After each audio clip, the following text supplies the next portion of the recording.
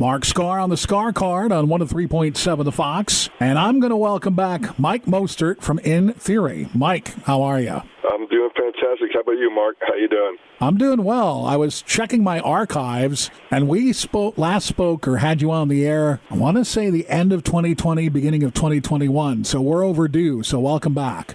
Time flies, doesn't it? It sure does. And of course, at that time, we were dealing with the topsy-turvy COVID situation. Tell me how you guys fared out of that. Wow. It's so far back in my rearview mirror now, this COVID. It's a very strange time, but we also got a lot to learn about ourselves. I've learned it actually as a great time to be a student of everything I wanted to do, musically and personally, and it was like such a sponge. I just wanted to learn at that time.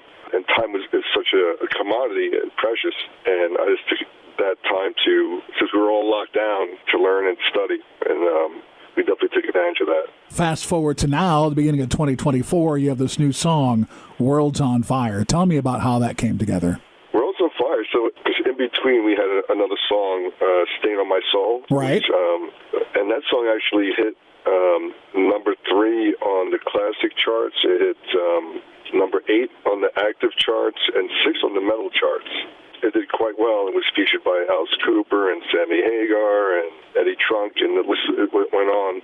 And that really propelled the band forward on so many levels. Before we talk about World's on Fire, let's go back and talk about that song. Yeah, Stay on My Soul. That was, it's almost very similar to, it'll be a similar story to World's on Fire, but okay. Stay on My Soul was one of those songs where I just had the need to be creative, so to speak. And I just started working on a riff. And this is one of the riffs where usually what I do is I have a select 4 or 5 people that when I'm starting to write some stuff that 4 of them are not musicians, they're just fans of the music. And I'll play a riff and get feedback.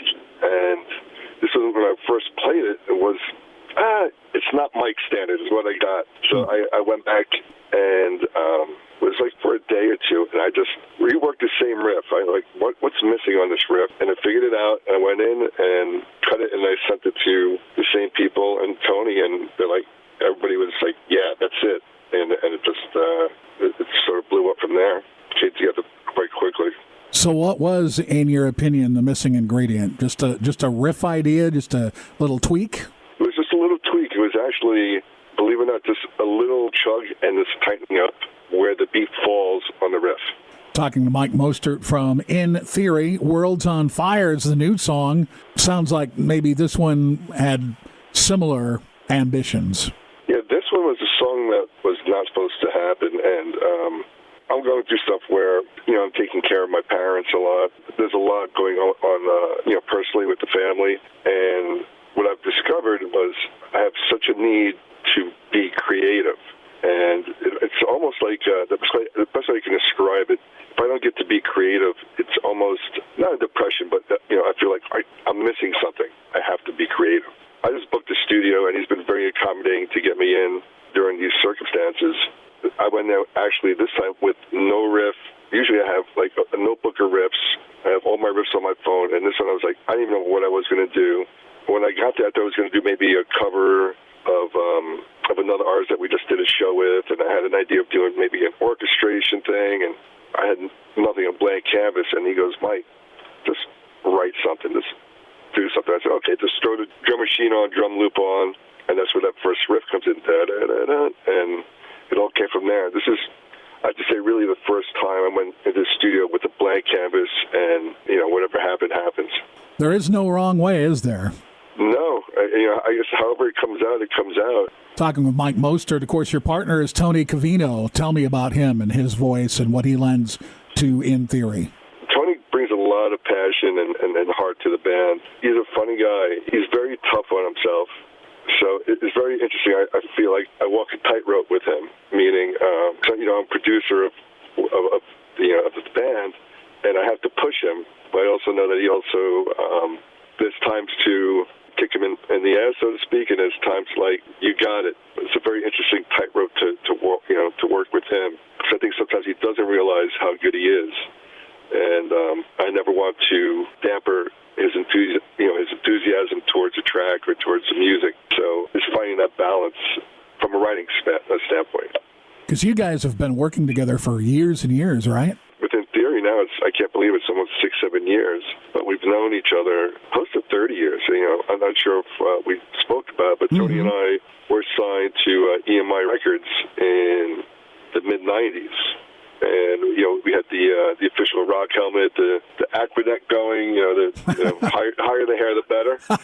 And that band was called Big Mouth, of course, with 2 Gs, because everything had to have 2 X's or 2 Gs or 2 whatever in the name for that era. And, and our drummer was, Steve Riley from L.A. Guns was our drummer. He had left L.A. Guns for a couple of years, and he joined Big Mouth at the time. And so, yeah, it's been quite a long time.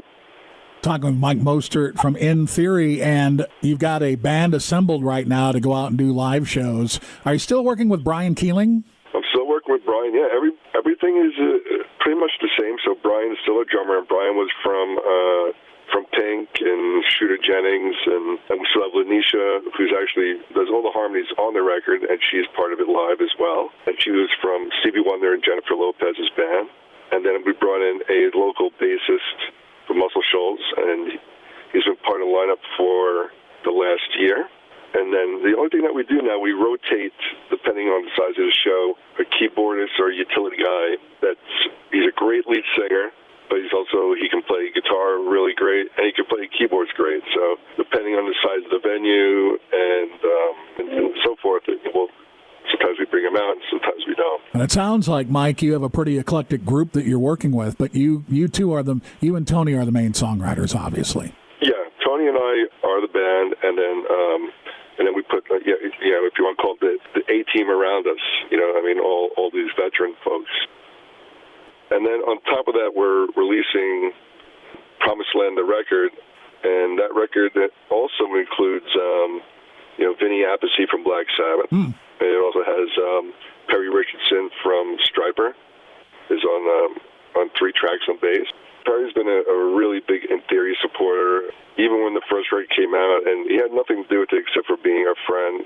And he did some posts to all the Stryper fans to get behind In Theory, and then it took one step further. When we needed upgrading on the bass, I just reached out to Perry and see if he could do it, and the timing worked out great. So he's on 4 songs. And tell me a little bit about that new release then. Tell our listeners a little bit about what they can expect. And that one, it's just going to be a 6-song EP. Some of it is remasters from the first record, but there's a lot of songs that they have not heard. So there's, Raise Me Up is one of them. The new single, Worlds of Fire, Stain on My Soul is on there.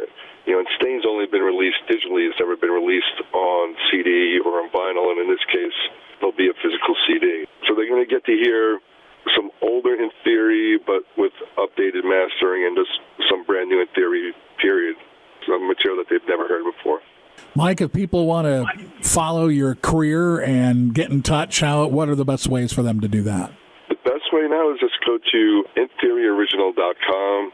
It's quite thorough, the updated website. Very detailed bio of the band and bio of Tony and I, also that we played with, the tour dates. There's also, we want people to experience, in a way, In Theory, the record, not necessarily where they can purchase, say, individual songs, but we put a SoundCloud player so they can hear 9 or 10 songs like if it was an old school record.